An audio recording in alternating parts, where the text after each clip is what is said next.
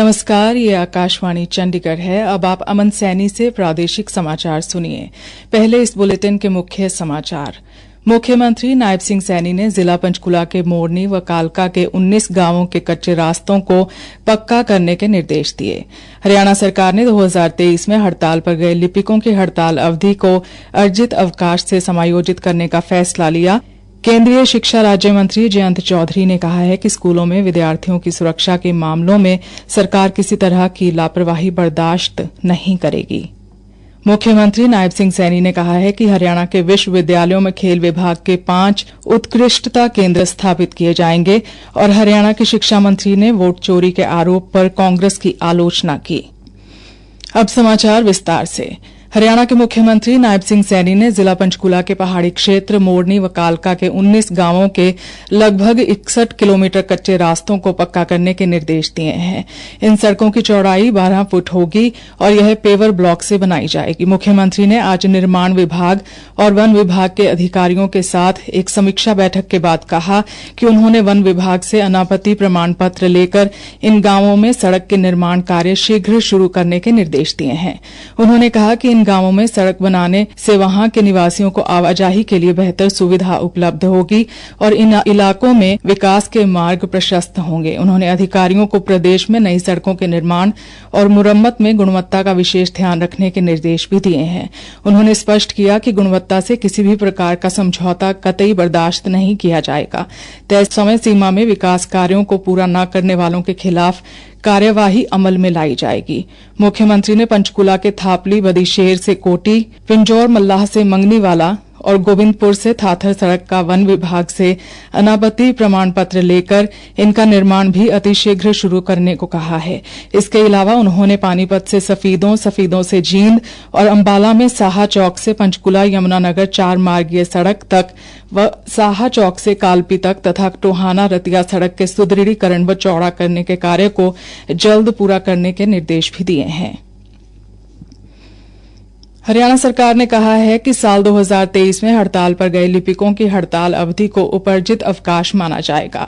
सरकार ने उनके हित में निर्णय लेते हुए कहा है, हड़ताल अवधि को न तो वेतन काटा जाएगा और न ही इसी अवधि को सेवा में ब्रेक माना जाएगा। मुख्य सचिव अनुराग रस्तोगी द्वारा जारी पत्र में कहा गया है कि हड़ताल पर जाने से पूर्व अर्जित अथवा संचित अर्जित अवकाश को सर्वप्रथम समायोजित किया जाएगा। इसके पश्चात अर्ध वेतन छुट्टी को लिया जाएगा। इसके बाद भी यदि हड़ताल अवधि शेष रहती है तो अग्रिम अर्जित अवकाश स्वीकृत किया जाएगा, जिससे संबंधित लिपिकों के भविष्य में अर्जित होने वाले अवकाश खाते से समायोजित किया जाएगा। यह छूट केवल एक बार की विशेष व्यवस्था के तौर दी जा रही है। केंद्रीय शिक्षा राज्य मंत्री जयंत चौधरी ने कहा है कि स्कूलों में विद्यार्थियों की सुरक्षा के मामलों में सरकार किसी भी तरह की लापरवाही को बर्दाश्त नहीं करेगी। लोकसभा में आज पूरक प्रश्नों के उत्तर में श्री चौधरी ने कहा कि छात्रों की सुरक्षा के लिए राज्यों और केंद्र शासित प्रदेशों तथा स्कूल बोर्डों को समय समय पर दिशा निर्देश जारी किए जाते हैं।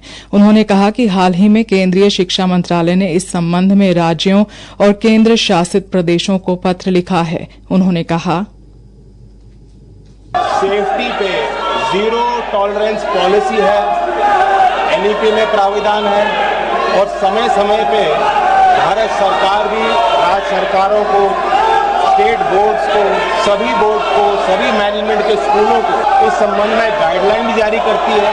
कोई समझौता बच्चों के सेफ्टी से हम नहीं कर सकते हैं।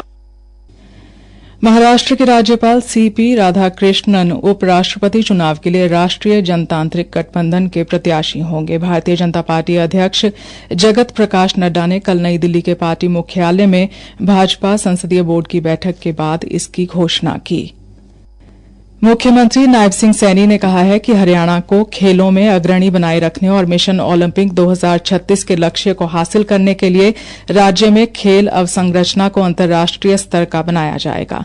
इसके तहत प्रदेश के विश्वविद्यालयों में खेल विभाग के 5 उत्कृष्टता केंद्र स्थापित किए जाएंगे। मुख्यमंत्री ने आज चंडीगढ़ में मिशन ओलंपिक 2036 के संबंध में खेल विभाग एवं अन्य संबंधित विभागों के वरिष्ठ अधिकारियों के साथ बैठक के बाद यह जानकारी दी। उन्होंने कहा कि प्रत्येक केंद्र में 3 खेलों की सुविधा होगी, यानी इन केंद्रों में कुल मिलाकर 15 खेलों का प्रशिक्षण एवं सुविधा उपलब्ध करवाई जाएगी। उन्होंने अधिकारियों को निर्देश दिए कि संबंधित विश्वविद्यालयों के साथ बैठकर इस कार्य को जल्द पूरा किया जाए। मुख्यमंत्री ने बैठक में खेल प्रतिभाओं को अंतर्राष्ट्रीय स्तर पर तैयार करने, खेल अवसंरचना को सुदृढ़ बनाने और खिलाड़ियों को विश्वस्तरीय सुविधाएं उपलब्ध कराने के लिए ठोस रणनीति तैयार करने पर जोर दिया। प्रादेशिक समाचार आकाशवाणी चंडीगढ़ से प्रसारित किए जा रहे हैं। हमारे बुलेटिनों और ताजा समाचारों के लिए आप हमारी वेबसाइट newsonair.gov.in पर लॉगिन कर सकते हैं। यह समाचार हमारे यूट्यूब चैनल और x handle Akashvani news Chandigarh पर भी उपलब्ध हैं। हरियाणा के शिक्षा मंत्री महिपाल ढांडा आज जींद की चौधरी रणबीर सिंह विश्वविद्यालय में नई शिक्षा नीति अनुसार बहुविषयक शिक्षा पर 1 दिवसीय कार्यशाला का शुभारंभ किया। इस कार्यशाला का आयोजन हरियाणा राज्य उच्च शिक्षा परिषद एवं चौधरी रणबीर सिंह विश्वविद्यालय के संयुक्त तत्वावधान में किया गया। इस अवसर पर शिक्षा मंत्री ने चर्चा के लिए आए हुए विद्वानों से इस बारे गंभीरता से चर्चा करने को कहा। बाद में मीडिया के सवालों के जवाब देते हुए शिक्षा मंत्री ने वोट चोरी के आरोप पर कहा, वोट चोरी तो उन लोगों ने 50 से 90 सीट जीत गए, इसीलिए तो जीत गए कि उन्होंने वोटर लिस्ट में गड़बड़ की। हम तो वोटर लिस्ट को रिवाइज करा रहे, तो उसमें उनको परेशानी क्यों हो रही है? एक वोटर लिस्ट में एक घर में 150 वोट निकल रही, वो लोग वहाँ पे है नहीं, उनका कोई अता पता नहीं है, वो वोट काटने का नहीं काट, वो कह रहे ये वोट क्यों काट रहे हो? अब देखिए भैया, इस देश में कोई कानून नाम की चीज होगी, कोई व्यवस्था होगी। एक स्टेट में 70-75 लाख वोट कहाँ से बढ़ गई? 2004 में भी रिवाइज किया था, तब हमारी सरकार नहीं थी, तब इन्हीं की सरकार, उस वक्त भी वोट कटे थे, अभी भी वोट कटेंगे। अब बांग्लादेशी बैठ के यहाँ पे बैठ गए हैं, वो में जो भी वोटर लिस्ट में गलत नाम है वो कटेंगे। फरीदाबाद जिले के उपायुक्त विक्रम सिंह ने कहा है कि यमुना किनारे बसे गांवों में बाढ़ जैसी स्थिति के मद्देनजर प्रशासन पूरी तरह सतर्क है। उन्होंने कहा, इसमें घबराने की ऐसी कोई बात नहीं है। जैसे कि हमने देखा कि कल शाम को 4 बजे करीब रत्नीकुंड बराज से करीब 1,70,000 क्यूसेक पानी करीब 1 घंटे के लिए छोड़ दिया। उसके बाद में 1,25,000 के आसपास राहत में रहती है और फिर 1 लाख के नीचे ही आ गया। उन्होंने कहा कि यमुना से सटे गांवों में मुनादी भी कराई जा रही है। हमारे संवाददाता ने बताया है कि बसंतपुर, मुजेसर, खोरी और आसपास के कई गांवों में यमुना का पानी घुस चुका है। खेतों और घरों के निचले हिस्सों में करीब 1 से 1.5 फुट तक पानी भर गया है, जिससे ग्रामीणों का जनजीवन अस्त व्यस्त हो गया है। सबसे अधिक प्रभावित गांव बसंतपुर बताया जा रहा है, जहां लगभग 50 से अधिक घरों में पानी भर चुका है। हरियाणा राज्य महिला आयोग की अध्यक्ष रेणु भाटिया ने कहा है कि भिवानी के मनीषा हत्या मामले में राज्य महिला आयोग लगातार पुलिस प्रशासन के संपर्क में है और इस मामले में पूरी संवेदनशीलता के साथ अपनी नजर बनाए हुए है। उन्होंने मीडिया से बातचीत में कहा, भिवानी का जो मामला सामने आया वो बहुत गंभीर है। मेरे साथ जो भी हुआ, जिस हालात में वो मिली और जो परिस्थिति निकल कर आ रही है, सभी कष्ट देने वाली हैं। कल से एक नया मामला सामने आया कि उसके बैग से सुसाइड नोट मिला। देखने का विषय ये है कि बेटी की हत्या हुई या उसने सुसाइड किया, दोनों ही बातें दर्दनाक हैं, दुखद हैं, नहीं होना चाहिए। आयोग हर एंगल से सख्त है। पुलिस अपनी छानबीन कर रही है। मैं लगातार पिछले 3 दिनों से एसपी के संपर्क में हूँ। हर विषय की जानकारी वो मुझे दे रहे हैं। उन्होंने कहा कि इस मामले में जो भी व्यक्ति दोषी पाया जाएगा उसके खिलाफ सख्त कार्रवाई की जाएगी। अंत में मुख्य समाचार एक बार फिर। मुख्यमंत्री नायब सिंह सैनी ने जिला पंचकुला के मोरनी व कालका के 19 गांवों के कच्चे रास्तों को पक्का करने के निर्देश दिए। हरियाणा सरकार ने 2023 में हड़ताल पर गए लिपिकों की हड़ताल अवधि को अर्जित अवकाश से समायोजित करने का फैसला लिया।